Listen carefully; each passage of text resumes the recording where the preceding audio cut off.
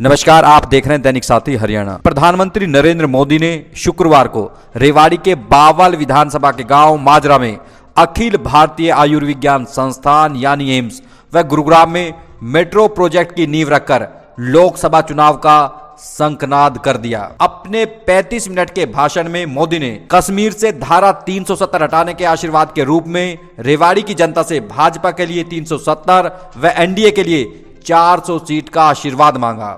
प्रधानमंत्री ने कहा कि 2013 में प्रधानमंत्री बनने से पहले भी रेवाड़ी की जनता ने उन्हें 272 सीट का आशीर्वाद दिया था। पीतल नगरी की बात हो या रेवाड़ी से उनका लगाव, तमाम ऐसे मसले दिखाई दिए जिससे वह रेवाड़ी से अपने आप को भावुकता से कनेक्ट करते हुए दिखाई दिए। रेवाड़ी पहुंचे थे, ऐसे में सैनिकों व पूर्व सैनिकों को कहां भूलने वाले थे, क्योंकि 2013 में पूर्व सैनिकों की रैली से ही प्रधानमंत्री ने अपने प्रधानमंत्री बनने का शंखनाद किया था। उन्होंने कहा कि कांग्रेस की सरकार में वन रैंक वन पेंशन के लिए महज 500 करोड़ रुपए रखे गए थे, जबकि अकेले रेवाड़ी में वन रैंक वन पेंशन के तहत रेवाड़ी के पूर्व सैनिकों को 600 करोड़ रुपए मिले हैं। शुक्रवार का दिन दक्षिण हरियाणा खासकर रेवाड़ी व गुरुग्राम के लिए ऐतिहासिक था।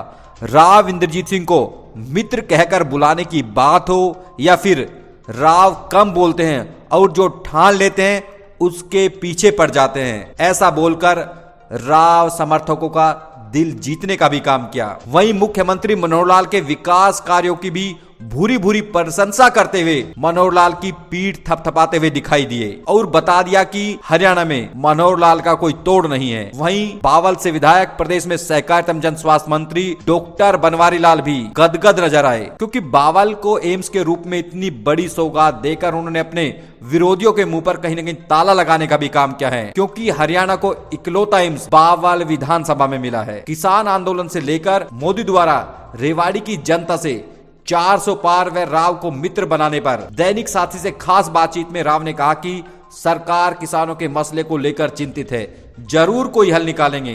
वहीं कहा कि जिस तरह से रेवाड़ी में भारी संख्या में लोग पहुंचे थे, खुश नजर आए, उससे स्पष्ट है कि हरियाणा में 10 की 10 सीट भाजपा जीत रही है। वहीं मित्र बताने के सवाल पर भी जवाब दिया। मेरे मित्र राव इंद्रजीत जी ने जैसे बताया कि मैं 2013 में जब भारतीय जनता पार्टी ने मुझे पीएम के उम्मीदवार के रूप में घोषित किया था, तो मेरा पहला कार्यक्रम रेवाड़ी में हुआ था।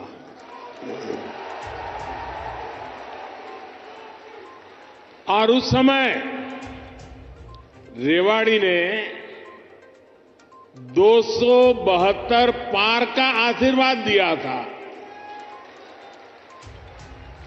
और आपका वो आशीर्वाद सिद्धि बन गया। आज यहां एम्स के निर्माण की प्रक्रिया शुरू हो गई है और हमारे राव इंद्रजीत तो इस काम के लिए लगातार, वो बोलते कम है लेकिन जो तय करे उसके पीछे लगे रहते हैं। यहाँ पर जितने भी लोग आए हैं खुश होकर के गए हैं जी कि प्रधानमंत्री दूसरी बार रेवाड़ी की सरजमीन के ऊपर आए थे।